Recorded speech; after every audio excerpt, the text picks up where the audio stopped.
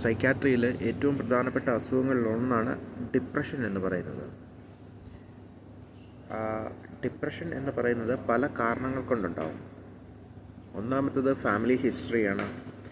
Hypo thyroidism കൊണ്ടുണ്ടാവും, post partum depression കൊണ്ടുണ്ടാവും, sleep disturbance കൊണ്ടുണ്ടാവും, തൈറോയിഡ് ഡെഫിഷ്യൻസി കൊണ്ടുണ്ടാവും. ഇങ്ങനെ പല കാരണങ്ങൾ കൊണ്ട് ഒരു മനുഷ്യന് ഡിപ്രഷൻ ഉണ്ടാകാനുള്ള സാധ്യതയുണ്ട്. പക്ഷേ നമ്മളിവിടെ കൂടുതലായിട്ട് ഫോക്കസ് ചെയ്യുന്നത് ഡിപ്രഷൻ എന്നതിനേക്കാൾ ഉപരിയായി ആൻറ്റി ഡിപ്രസൻ്റ് മെഡിക്കേഷനെ കുറിച്ചാണ്. അപ്പോൾ അതിനെക്കുറിച്ച് ഡിപ്രഷനെക്കുറിച്ച് നമ്മളൊന്ന് അറിഞ്ഞിരിക്കുക എന്നേ ഉള്ളൂ. അതായത് it is A mood disorder in which the person experience sadness or loss of interest for an at least a week, seriously interfere with daily function. അതായത് അയാളുടെ ഡെയിലി ഫങ്ഷനെ ബാധിക്കുന്ന രീതിയിൽ ലോസ് ഓഫ് ഇൻട്രസ്റ്റോ അല്ലെങ്കിൽ സാഡ്നെസ്സോ അയാൾ എക്സ്പ്രസ് ചെയ്യുകയാണെങ്കിൽ അതിനാണ് ഡിപ്രഷൻ എന്ന് പറയുന്നത്. ഒരാഴ്ചയായിട്ട് ഇതിന് നമ്മൾ ഉപയോഗിക്കുന്ന മെയിനായിട്ടുള്ള ഡ്രഗ്സുകളെ കുറിച്ചാണ് നമ്മൾ പറയുന്നത്.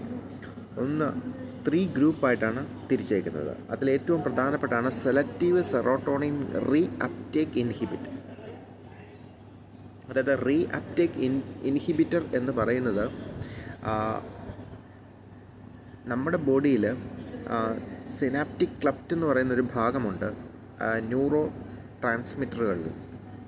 അതായത് ഒരു നെർവിൻ്റെ എൻഡ് പോർഷനും അടുത്ത നെർവിൻ്റെ സ്റ്റാർട്ടിംഗ് പോർഷനും തമ്മിൽ ലിങ്ക് ചെയ്യുന്ന ഭാഗത്തെ ഏറ്റവും അവസാന കണികയാണ് സിനാപ്റ്റിക് ക്ലിഫ്റ്റ് എന്ന് പറയുന്നത്. അപ്പം ഈ സിനാപ്റ്റിക് ക്ലിഫ്റ്റിൽ എന്താ സംഭവിക്കുന്നതെന്ന് വെച്ച് കഴിഞ്ഞാൽ സെറോട്ടോണിൻ അവിടെ വരും, അതുപോലെ തന്നെ റീ അപ്ടേക്ക് ചെയ്യപ്പെടുകയും ചെയ്യും. അതായത് ബാക്കിലേക്ക് പോവുകയും ചെയ്യും, വരുകയും പോവുകയും ചെയ്യുന്നൊരു സ്ഥലമാണ്. പക്ഷേ ഈ selective serotonin reuptake inhibitor എന്താ ചെയ്യുന്നതെന്ന് വെച്ചാൽ അവിടെ സെറോട്ടോണിനെ തടഞ്ഞു നിർത്തുക, തിരിച്ച് റീ അപ്ടേക്ക് ചെയ്യുന്നില്ല. അപ്പം സെറോട്ടോണിൻ്റെ അളവ് നമ്മുടെ ശരീരത്തിൽ ആ പ്രത്യേക ഭാഗത്ത് സിനാപ്റ്റിക് ക്ലെഫ്റ്റിൽ കൂടുതലാകുന്നതിൻ്റെ ഫലമായിട്ട് നമുക്ക് ഡിപ്രഷനിലേക്ക് നയിച്ചിരുന്ന കാരണങ്ങളായ സെറോട്ടോണിൻ, നോർ എപ്പിനെഫ്രിൻ, ഡോപ്പാമിൻ, ഈ 3 ന്യൂറോ ട്രാൻസ്മിറ്ററുകളുടെ അളവ് ബോഡിയിൽ കൂടും. കാരണം അതിനെ കൂട്ടുന്ന പരിപാടിയാണ് സെറോട്ടോണിൻ ചെയ്യുന്നത്. അപ്പം ഇവിടെ ഈ അസുഖം ഉണ്ടാകാനുള്ള ഒന്നാമത്തെ കാര്യം സെറോട്ടോണിൻ്റെയോ നോറെപ്പിനെഫ്രിൻ്റെയോ ഡോപ്പാമിൻ്റെയോ ഡിക്രീസ് കൊണ്ടാണ്. അപ്പം ഇതുമായിട്ട് ബന്ധപ്പെട്ടാണ് ഇവിടെ മെഡിസിനുകളെല്ലാം ഉപയോഗിക്കുന്നത്. അതിൽ പ്രധാനപ്പെട്ട സംഭവമാണ് സെലക്റ്റീവ് സെറോട്ടോണിൻ റീ അപ്ടേക്ക്. അതായത് സെറോട്ടോണിൻ്റെ പ്രശ്നം കൊണ്ടുണ്ടാകുന്ന കാരണങ്ങളെ ഇവിടെ സ്റ്റോപ്പ് ചെയ്യുവാണ്. കാരണം സെറോട്ടോണിനെ റീ അപ്ടേക്ക് ചെയ്യുന്നില്ല.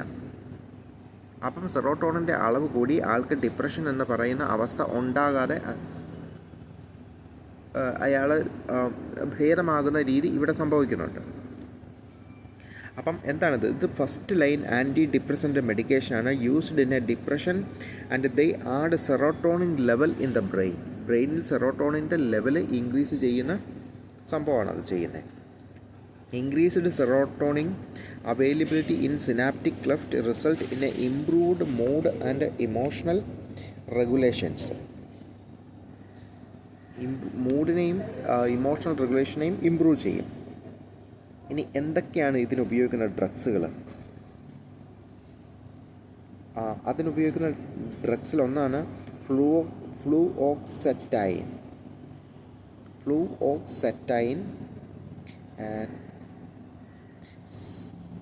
സെർട്രാലിൻ, സൈറ്റലോപ്രാം, എസൈറ്റലോറോപ്പാം, ഫ്ലൂഓക്സാമിൻ, പരോക്സെറ്റൈൻ,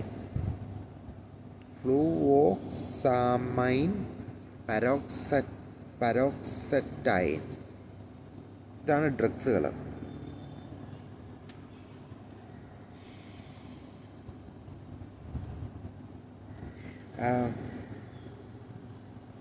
ഇതിൻ്റെ ഇടയ്ക്ക് ഡിസ്തമിക് ഡിസോർഡർ എന്ന് പറയുന്ന ഒരു സംഭവം കൂടി പറയുന്നുണ്ട്. ഡിസ്തൈമിക് ഡിസോർഡർ അതാണ് persistent low mood lasting more than 2 year. 2 വർഷമായിട്ട് ലോ മൂഡുള്ള ആളിന് പറയുന്ന പേരാണ് ഡിസ്തമിക് ഡിസോർഡർ എന്ന് പറയുന്നത്. ഇതൊക്കെയാണ് ഉപയോഗിക്കുന്ന ഡ്രഗ്സുകൾ. ഇനി indication of usage of SSRI. ഈ എന്തിനൊക്കെയാണ് ഉപയോഗിക്കുന്നത് SSRI? യൂസേജ് ഓഫ് SSRI അത് മേജർ ഡിപ്രസീവ് ഡിസോർഡറിന് വേണ്ടിയിട്ടാണ്. ആൻസൈറ്റി, ആൾക്ക് ആൻസൈറ്റി ആണെങ്കിൽ OCD, obsessive compulsory disorder, panic disorder, post traumatic stress disorder, ഇതുപോലുള്ള അവസ്ഥകൾ ഉണ്ടാകുമ്പം ആൾ ഡിപ്രസ്ഡ് ആയി പോകും. അങ്ങനെ ഡിപ്രസ്ഡായി അങ്ങനെ നീണ്ടു നിൽക്കാതിരിക്കാൻ വേണ്ടിയിട്ട് കൊടുക്കുന്ന ഒരു മെഡിസിനാണ് ഈ SSRI മെഡിസിൻസ് എന്ന് പറയുന്നത്. ഇനി ഇതിന് സൈഡ് എഫക്റ്റ് ഉണ്ട്. സൈഡ് എഫക്റ്റ് എന്ന് പറഞ്ഞാൽ അഡ്വേഴ്സ് എഫക്റ്റ് എന്ന് പറയുന്ന പലപ്പോഴും ആ മെഡിസിൻ ഉപയോഗിക്കുന്നത് കൊണ്ടുണ്ടാകുന്ന സൈഡ് എഫക്റ്റും അല്ലെങ്കിൽ മെഡിസിൻ്റെ ഓവർ ഡോസ് കൊണ്ടുണ്ടാകുന്ന അഡ്വേഴ്സ് എഫക്റ്റുമാണ്. അത് CNS സ്റ്റിമുലൻ്റ് ആണ്. CNS സ്റ്റിമുലൻ്റ് എന്ന് പറഞ്ഞാൽ നമ്മുടെ ശരീരത്തെ പെട്ടെന്ന് അത് ഉത്തേജിപ്പിക്കും. നമുക്ക് ഉറക്കം വരത്തില്ല, നമ്മൾ ഓവർ എനർജറ്റിക് ആവും. അതാണ് അതിൻ്റെ ഒരു പ്രത്യേകത. അപ്പോൾ CNS സ്റ്റിമുലൻ്റ് ആണ്. Stimulate central nervous system. Nervous സിസ്റ്റത്തിനെ അതിശക്തമായി ഉണർത്തും. അപ്പോൾ ഉണ്ടാകുന്ന പ്രശ്നങ്ങൾ എന്തൊക്കെയാണ്? Restlessness, agitation. കാരണം ഓവർ എക്സൈറ്റഡ് ആയി നിൽക്കുന്ന സെൻട്രൽ നെർവസ് സിസ്റ്റം ഉണ്ടെങ്കിൽ റെസ്റ്റ്ലെസ്നെസ് ഉണ്ടാകും. ആൾക്ക് സിവിയർ റെസ്റ്റ്ലെസ്നെസ് ആണ്. പ്ലസ് അജിറ്റേഷൻ, ആൾക്ക് ദേഷ്യം കൂടും. അക്കാത്തേഷ്യ എന്നാണ് ഇതിന് പറയുന്ന മെഡിക്കൽ ടേം. ഇത് ഓവർ മെഡിക്കേഷൻ മൂലമാണ് പലപ്പോഴും ഇങ്ങനെയുള്ള പേഷ്യൻറ്റിൽ ഇതുണ്ടാകുന്നത്. ഇൻസോംനിയ സ്റ്റിമുലൻ്റ് ആണ്. അപ്പം നമ്മൾ രാവിലെയൊക്കെയാണ് ഇത് കഴിക്കുന്നതെങ്കിൽ കുഴപ്പമില്ല. പക്ഷേ നമ്മൾ രാത്രിയിലാണെങ്കിൽ എന്ത് സംഭവിക്കും? ഇൻസോംനിയ ഉണ്ടാവും. ആൾക്ക് ഉറക്കമില്ല രാത്രിയിൽ. പകരം എന്താണ്? ആൾ drowsiness in the day time. പകൽ ഉറക്കം വരും. സ്വപ്നോലൻസ് എന്നാണ് അതിന് പറയുന്നത്. അപ്പോൾ എന്താ ചെയ്യും? ഈ മെഡിസിൻ കൊടുക്കുന്നവർക്ക് നമ്മൾ പ്രത്യേകിച്ച് പകൽ രാവിലെ കൊടുക്കാനായിട്ട് ശ്രമിക്കണം. കാരണം രാത്രി കൊടുത്തു കഴിഞ്ഞാൽ അയാൾക്ക് ഉറക്കം ഉണ്ടാകത്തില്ല. പിറ്റേ ദിവസം പുള്ളി ഭയങ്കര സ്ലീപ്പിംഗ് ഉറക്കത്തിലൊക്കെ ആയിരിക്കും. അതുകൊണ്ട് മോർണിംഗിൽ കൊടുക്കാനാണ് നമ്മൾ ഏറ്റവും കൂടുതൽ ശ്രമിക്കേണ്ടത്.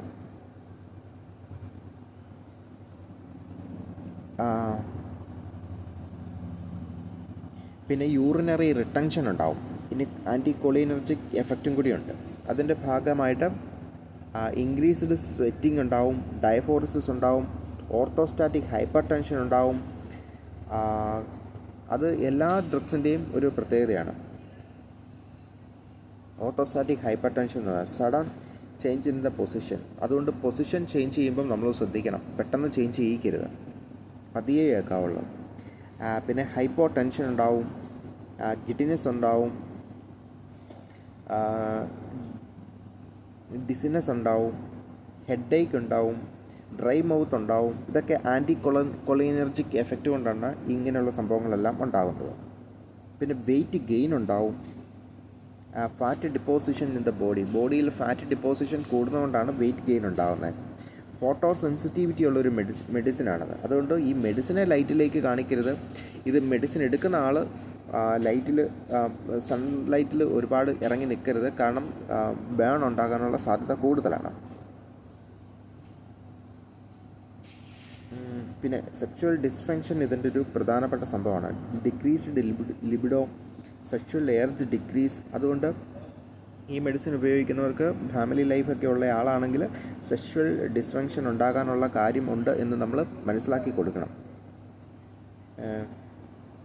Erectile dysfunction and delayed ejaculation, tremor മുതലായ കാര്യങ്ങൾ ഇതിൻ്റെ എടുക്കുന്നതുകൊണ്ട് ഉണ്ടാവും. GI irritation, highly GI irritant ആണ്. അതായത് നമുക്ക് കഴിച്ചു കഴിഞ്ഞാൽ ഗ്യാസ്ട്രിക് സെക്രീഷനൊക്കെ കൂടി nausea, vomiting, diarrhoea, abdominal cramp, ഇങ്ങനെ ഇൻറ്റസ്റ്റൈനൽ സംബന്ധമായ കാര്യങ്ങളൊക്കെ ഉണ്ട്. കാരണം ആസിഡ് സെക്രീഷൻ കൂടും, പെരിസ്റ്റാൾറ്റിക് മൂവ്മെൻറ്റ് കൂടും. കാരണം എന്താ? ഇത് സ്റ്റിമുലൻ്റ് ആണ് ഈ മെഡിസിൻ.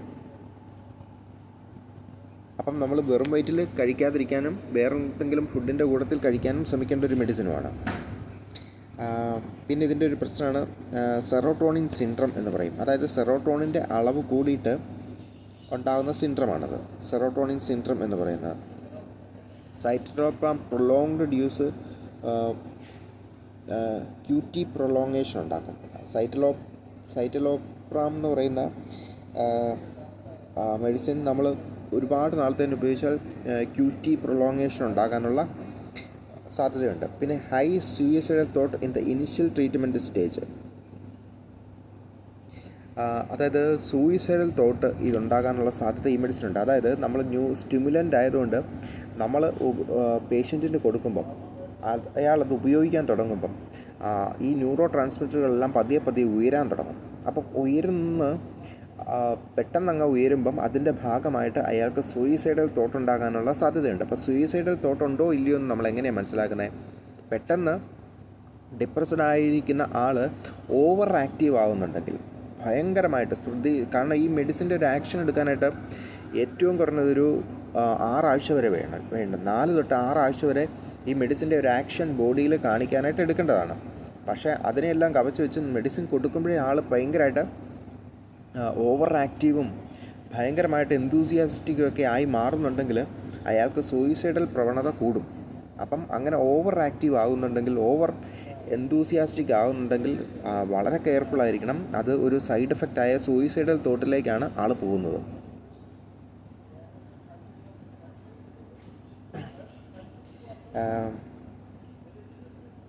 പിന്നെ ഇതിൻ്റെ ഒരു സീരിയസ് കോംപ്ലിക്കേഷൻ, ഇതിൻ്റെ ഒരു സൈഡ് എഫക്റ്റ് എന്ന് പറയുന്നത് സീരിയസ് കോംപ്ലിക്കേഷൻ, അല്ലെങ്കിൽ കഴിച്ച് ഓവർഡോസ് ആയാൽ ഉണ്ടാകുന്ന ഏറ്റവും ഭയാനകമായ കോംപ്ലിക്കേഷനിലൊന്നാണ് സീസർ ഉണ്ടാകും. കാരണം ബ്രെയിനിൽ ഓവർ സ്റ്റിമുലൻ്റായി സീസർ ഉണ്ടാവും. ഇനി നേഴ്സിംഗ് ഇൻ്റർവെൻഷൻ എന്തൊക്കെയാണ് ഈ മെഡിസിൻ ഉപയോഗിക്കുന്ന ആളിൽ നമ്മൾ ശ്രദ്ധിക്കേണ്ടത്? Monitor the symptom of suicidal thought in every time during improve mood and increased energy level. Changes gradually is normal, but that is by the 6th week. If suddenly increase the mood while taking the medication, chance for the suicidal thought is high. അത് ഞാൻ പറഞ്ഞത് തന്നെ, പെട്ടെന്ന് അല്ല 6 മാസം ആഴ്ച കൊണ്ടാണ് ഇതിൻ്റെ ഒരു എഫക്റ്റ് വരുന്നത്. പെട്ടെന്ന് ആൾക്ക് മാറ്റം ഉണ്ടാകുന്നുണ്ടെങ്കിൽ അത് സൂയിസൈഡ് തോട്ടിലേക്കുള്ള പോക്കാണ്. നേഴ്സ് കെയർഫുൾ ആയിരിക്കണം. Do not take these drug in a empty stomach to reduce the GI upset so that with food. Empty സ്റ്റൊമക്കിൽ എടുക്കരുത്, നേരത്തെ പറഞ്ഞ പോലെ. കാരണം GI ഇറിറ്റേഷൻ ഉള്ളൊരു മെഡിസിനാണ്. അപ്പം ഫുഡിൻ്റെ കൂട്ടത്തിൽ എടുക്കുക. പിന്നെ ഓർത്തോസ്റ്റാറ്റിക് ഹൈപ്പർ ടെൻഷൻ്റെ ചാൻസ് ഉള്ളതുകൊണ്ട് മൂവ്മെൻറ്റ് ചെയ്യുമ്പം ആളെ മാറ്റുമ്പോഴും തിരിച്ച് കടത്തുമ്പോഴും ഒക്കെ നമ്മൾ വളരെ കെയർഫുൾ ആയിരിക്കണം. Instructed to take medicine morning time, not in a evening, to prevent insomnia at night.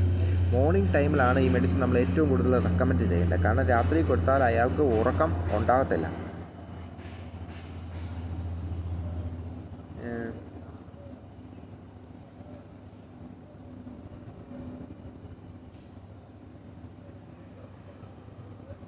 ഈ പ്രോപ്പിസം എന്ന് പറയുന്നൊരു സംഭവം ഇതിനകത്തുണ്ട്. അതായത് prolonged painful penile erection unrelated to the sexual stimulation. Uncommon ആയിട്ടുണ്ടാകാറുള്ളൊരു സംഭവമാണ്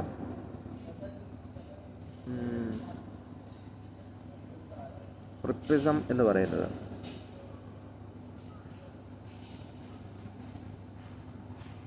അതായത് സെറോട്ടോണിൻ അഡ്രജനിക് ഇംബാലൻസ് ആണ് ഇതിലേക്ക് നയിക്കുന്നത്. അതായത് സ്റ്റിമുലൻ്റ് ആണെന്ന് പറഞ്ഞല്ലോ. അപ്പോൾ സ്റ്റിമുലൻ്റ് ആയ മെഡിസിൻ ആയതുകൊണ്ട് ഇങ്ങനെയൊരു സംഭവം ഇതിനുണ്ട്, സ്റ്റിമുലേറ്റ് ചെയ്ത് നിൽക്കും. Inform the client about the possibility of the libido. അതേ സമയത്ത് ലിബിഡോ ഉണ്ടാകാൻ നഷ്ടപ്പെടാനുള്ള സാധ്യതയുണ്ട്.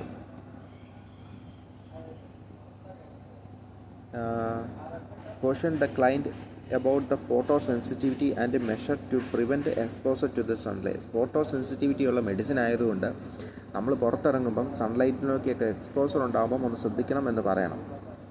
Instructed to take is so much of the water, 3 to 4 liters of the water to prevent dehydration.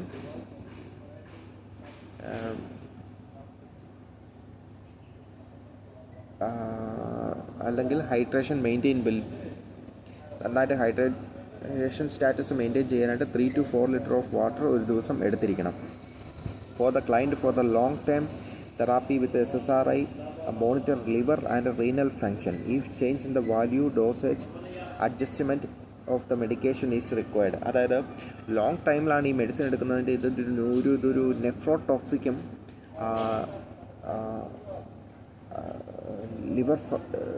ലിവറിന് ടോക്സിക്കും ആകുന്ന ഒരു ഹെപ്പാറ്റിക് ടോക്സിക്കുമാണ്. അപ്പം ഒരു വർഷത്തോളമൊക്കെ പേഷ്യൻ്റ് ഇതെടുക്കുന്നുണ്ടെങ്കിൽ ഹെപ്പാറ്റിക് എൻസൈമുകളെ നമ്മൾ ചെക്ക് ചെയ്ത് നോക്കണം. എന്തെങ്കിലും കൂടുകയോ കുറയോ ചെയ്തിട്ടുണ്ടെങ്കിൽ നമ്മൾ ഡോസ് അഡ്ജസ്റ്റ്മെൻറ്റ് ചെയ്ത് കൊടുക്കണം. Monitor weight for the weight increase chance. Weight increase ചെയ്യാൻ ചാൻസ് ഉള്ളതുകൊണ്ട് വെയിറ്റ് മോണിറ്റർ ചെയ്യണം. Educate the patient. Therapeutic effect of SSRI appear after the 2 to 4 week of the therapy എടുക്കാൻ തുടങ്ങി 2 to 4 week ആകുമ്പോഴേ അതിൻ്റെ ഒരു ലക്ഷണങ്ങൾ കാണിച്ചു തുടങ്ങത്തുള്ളൂ. അതുകൊണ്ട് പെട്ടെന്ന് മാറ്റം ഉണ്ടാവുമെന്ന് ചിന്തിക്കരുത്. അങ്ങനെ പെട്ടെന്ന് മാറ്റം ഉണ്ടാകുന്നുണ്ടെങ്കിൽ അത് സൂയിസൈഡൽ സിംറ്റംസിലേക്കാണ് പോകുന്നത്. ഇനി അതുപോലെ തന്നെ സെറോട്ടോണിൻ സിൻഡ്രം എന്ന് പറയുന്നുണ്ട്. ഇതാണൊരു മെയിൻ അഡ്വേഴ്സ് എഫക്റ്റാണ്. പക്ഷേ ഇത് റിയർലിയാണ് ഉണ്ടാകുന്നത്, വല്ലപ്പോഴൊക്കെ ഉണ്ടാകുന്ന. Serotonin syndrome is potentially life threatening drug reaction caused by the excessive serotonin activity in the central nervous system and peripheral nervous system. Central nervous സിസ്റ്റത്തിലും പെരിഫറൽ നെർവസ് സിസ്റ്റത്തിലും സെറോട്ടോണിൻ്റെ അമിതമായ പ്രൊഡക്ഷൻ കൊണ്ടുണ്ടാകുന്ന ഒരു സിംറ്റമാണിത്. ഇതിൻ്റെ കോസസ് എന്ന് പറയുന്ന over dosage of SSRI, combination of the serotonin drug. അതായത് SSRI ഡ്രഗ്സിൽ 2-3 എണ്ണം ഉണ്ടല്ലോ. ഇത് പലതും നമ്മൾ 2-3 എണ്ണമൊക്കെ ഒരുമിച്ച് ഉപയോഗിക്കുമ്പം ഉണ്ടാകുന്ന പ്രശ്നമാണ്. പിന്നെ concurrent usage of SSRI plus MAOI എന്ന് പറയുന്നതും ഇതിന് വേണ്ടിയിട്ട് ഉപയോഗിക്കുന്നൊരു ഡ്രഗാണ്. അപ്പം അതും ഈ SSRIയും ഒരുമിച്ച് ഉപയോഗിച്ചാൽ ഇങ്ങനെ ഉണ്ടാവും. Concurrent usage of SSRI TCA, അതുപോലെ തന്നെ TCA ട്രൈസൈക്ലിക് ആസിഡിൻ്റെ മെഡിസിനും അതും, അതായത് ഡിപ്രഷന് വേണ്ടിയിട്ടുള്ള മെഡിസിനുകളിലെ 2 കോമ്പിനേഷനുകൾ ഒന്നിച്ച് ഉപയോഗിച്ച് കഴിഞ്ഞാൽ ഈ അസുഖം ഉണ്ടാവും. പിന്നെ concurrent usage of SSRI plus tramadol. അതായത് SSRI കൊടുക്കുന്ന പേഷ്യൻറ്റിന് ട്രമഡോൾ കൊടുക്കാൻ പാടില്ല. അങ്ങനെ ഉപയോഗിച്ച് കഴിഞ്ഞാൽ പെയിൻ കില്ലറായ ട്രമഡോൾ കൊടുത്താലും ഈ പ്രശ്നം ഉണ്ടാകും. കാരണം അതിനും ഒരു സൈക്കാട്രിക് എഫക്റ്റുള്ളൊരു മെഡിസിനാണ്. കാരണം ഒരു സെഡേറ്റീവാണത്. Concurrent usage of SSRI with linezolid. Antifungal മെഡിസിനായ ലിമിസോളൈഡിൻ്റെ കൂട്ടത്തിൽ ഇത് ഉപയോഗിച്ചാലും ഇതിന് പ്രശ്നം ഉണ്ടാവും. ബ്രെയിനിൽ സെറോട്ടോണിൻ്റെ അളവ് ഇൻക്രീസ് ചെയ്യുകയും neuro transmitter sudden abnormally increase ആവുകയും ചെയ്യും. അതുകൊണ്ട് സെറോട്ടോണിൻ സിൻഡ്രം ഉണ്ടാകുന്നത്. ഇൻക്രീസ്ഡ് ലെവൽ എവിടെയൊക്കെയാണ് ബാധിക്കുന്നത്? ഓട്ടോണമിക് നെർവസ് ചേഞ്ചസ് ഉണ്ടാവും, മെൻ്റൽ സ്റ്റാറ്റസ് ചേഞ്ചസ് ഉണ്ടാവും,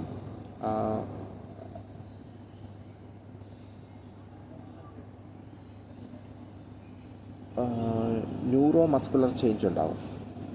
അപ്പം ന്യൂറോ മസ്കുലർ ചേഞ്ച് എന്ന് പറഞ്ഞാൽ എന്തൊക്കെയാണ്?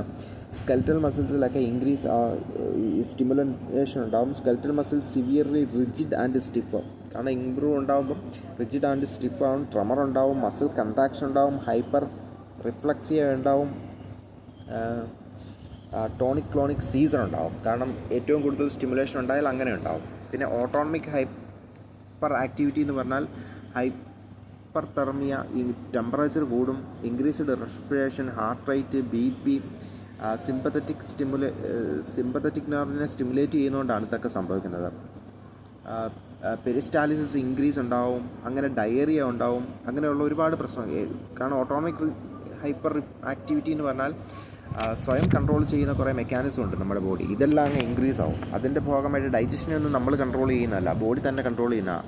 അപ്പം അവിടെയെല്ലാം സെക്രീഷനായി, ഹൈപ്പർ സെക്രീഷൻ ഉണ്ടായി, നോസിയ, വൊമിറ്റിങ്, അങ്ങനെ ഒരുപാട് പ്രശ്നങ്ങളിലേക്കുണ്ടാവും. കാരണം സിമ്പത്തറ്റിക് നെർവിന് സ്റ്റിമുലേഷൻ കിട്ടുമ്പോൾ സിമ്പത്തറ്റിക് നെർവ് കൺട്രോൾ ചെയ്യുന്ന എല്ലാ ഭാഗത്തും പ്രശ്നമാവും. പിന്നെ mental status changes, delirium, agitation, confusion, anxiety, അങ്ങനെയുള്ള സംഭവങ്ങളൊക്കെ ഉണ്ടാവും. ഇനി ഇങ്ങനെ സംഭവിച്ചു കഴിഞ്ഞാൽ നമ്മൾ ചെയ്യേണ്ട ഇൻ്റർവെൻഷൻ എന്താണെന്ന് വെച്ച് കഴിഞ്ഞാൽ SSRI സെറോട്ടോണിൻ റീഅപ്ടേക്ക് ഇൻഹിബിറ്ററായ ഈ മെഡിസിൻസ് സെറോട്ടോണിൻ അപ്പോഴേ സ്റ്റോപ്പ് ചെയ്യുക എന്നുള്ളതാണ്. മെയിൻറ്റെയിൻ എയർവേ, ബ്രീത്തിങ്, സർക്കുലേഷൻ, കാരണം ഇതിനെയൊക്കെ ബാധിക്കുന്നതുകൊണ്ട്. ഇൻറ്റുബേറ്റ് അഡ്വാൻസ് സ്റ്റേജിൽ intubate the patient and provide ventilatory support. പിന്നെ apply cooling measures to treat hypothermia, administer benzodiazepine. അതായത് ബെൻസോഡൈസിപ്പാമിൽ പറയുന്ന ഡൈസിപ്പാം, മെഡാസോളം അതുപോലുള്ള മെഡിസിനുകൾ നമ്മൾ കൊടുക്കും. സെഡേറ്റീവാണ്, ഒപ്പം മസിൽ റിലാക്സൻ്റ് ആണ്. സ്കെൽറ്റൽ മസിൽസിനെ പ്രിവെൻറ്റ് ചെയ്ത് സീസർ പ്രിക്കോഷൻ എടുക്കാൻ വേണ്ടിയിട്ടൊക്കെ നമ്മൾ ഈ മെഡിസിൻ കൊടുക്കും. Antipyretic medication to treat hypothermia treat ചെയ്യാനായിട്ട് ആൻറ്റിപൈററ്റിക് മെഡിസിൻ കൊടുക്കും. സെറോട്ടോണിൻ ആൻറ്റഗോണിസ്റ്റായ